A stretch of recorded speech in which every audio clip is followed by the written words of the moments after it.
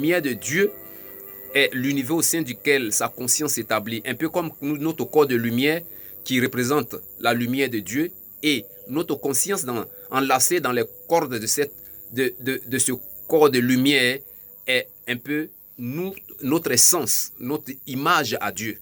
Vous comprenez?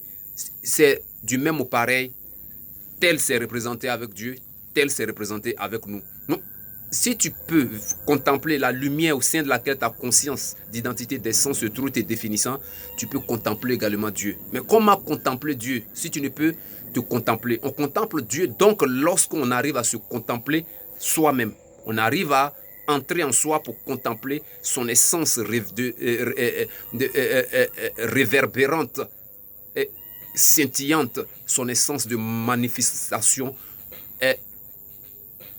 intersidérale et intersomptueuse, d'éclats cristallines et d'éclats cristallins fabuleux. Merci pour tout. Nous continuons donc. On parle là de l'esprit qui est lié à l'être. C'est une des capacités, c'est une modalité de la dimension de l'être. L'esprit, c'est le mouvement perpétuel de négation qui va d'un contenu un autre sans pouvoir jamais s'arrêter sur un seul ni sur soi. Tout contenu posé n'est enrichissant que dans la mesure où il est aussi supprimé. L'être se niera dans le phénomène Dieu. Et le phénomène Dieu se niera dans l'être, mais sans qu'il y ait équivalence.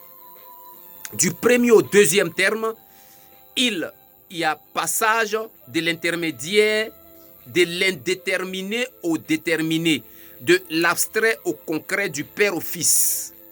C'est une négation, une surimpression de l'être antérieur. Dieu se fait individu, l'esprit se fait chair. Mais cette première négation doit être suivie d'une seconde. Il s'agit que l'aliénation dans l'extériorité se trouve enrichie.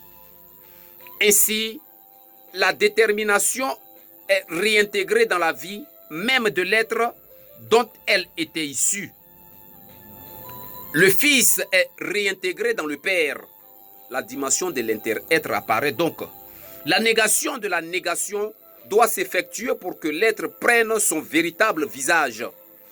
L'essence de l'être est le mouvement et de négation en négation, un contenu plus riche sera donné à l'être.